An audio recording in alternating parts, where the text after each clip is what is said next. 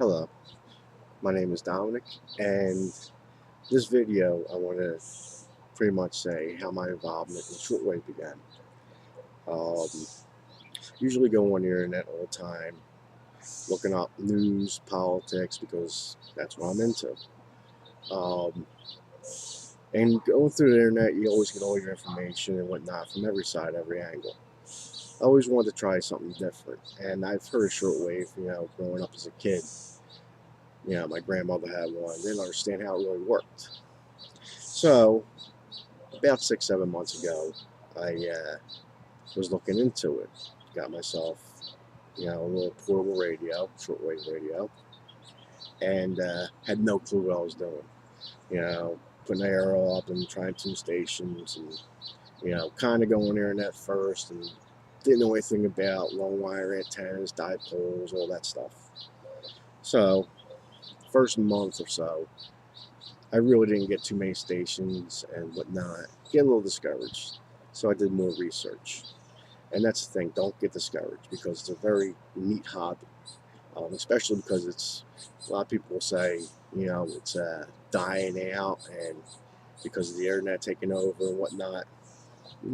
Somewhat the truth, but there are a lot of stations on here. And if you get good reception, if you have a good external antenna, you can get very far away stations. And I'm talking, uh, Radio China comes in very nice.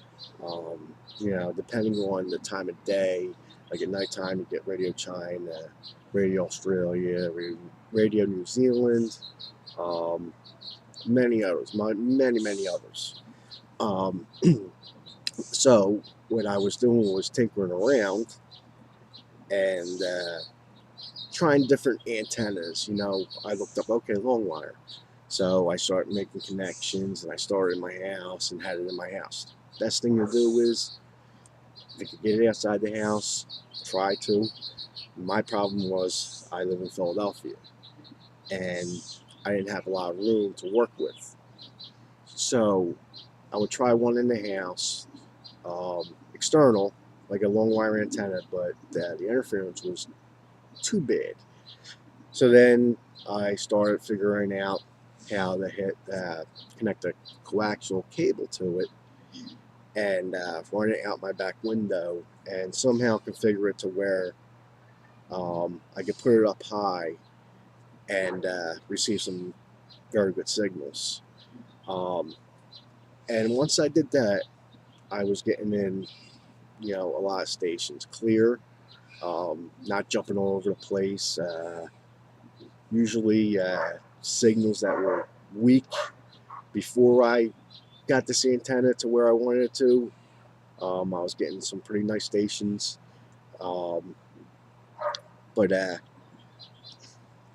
that's the thing. You have to tinker around, and and another thing I like about shortwave is, it's a project you can do on your own, and you don't have to be like the smartest guy in the world.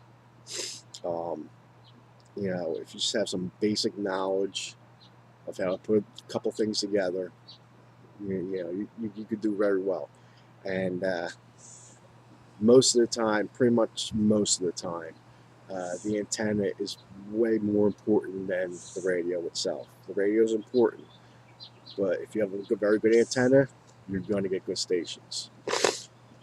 Um, the whole reason, what I like to listen to is a different perspective of what's going on around the world. Um, our media we get in the States is all one-sided. We only get one side of the story. So I always like to look for another side. Obviously, the internet provides that, but I like a challenge. So when I'm listening to these stations with their news and with their propaganda, remember, they have propaganda also. Say if I'm listening to like Voice of Iran, they're going to be talking bad about the United States. But also, I'm going to get some perspective of why that is. Okay. But that's basically how my interest got involved into shortwave radio. I'll continue to tinker around, and once you become more experienced, on how to build an antenna. And also, I would advise, don't get too much of an expensive radio first. Get a radio around $100, not too cheap, around $100, $150, because if you start investing in it too much at the beginning and you get discouraged and you don't like it, you're going to get upset and just not even want to do it anymore. So if you start around $75, $100, some nice receivers. Try to get single sideband. If you like to listen to ham operators, up from there. And right now, once I get some more money, obviously I'm gonna get better radios. And like I said, the antenna is pretty much most of it. But also, when you do get the better radios, the sensitivity on the radio can also, really get those weak signals and really hone them in very nicely. Um, but that's basically how I started. This is my first video ever doing this like this. What I've been doing is I'll make some videos of what I have recorded, some stations I have picked up, and maybe weeks, 1 week here, 1 week there, I'll put some other videos up and whatnot, and see how things go. So, if someone comes across this video, watch it. If it sparks an interest in you to maybe want to look into shortwave, try it out. It's pretty unique what you can hear. And it's not just news and politics. It's also culture. It's music. It's short stories, whatever, from their country. Radio Romania, very, very good station. Comes in very good. And they do, obviously, news headlines. They'll do some music. They'll even give you food recipes from their country. So, again, try it out. A lot of people these days look at shortwave as a dead thing. I think it's stupid to do that, because if one day the internet gets shut off and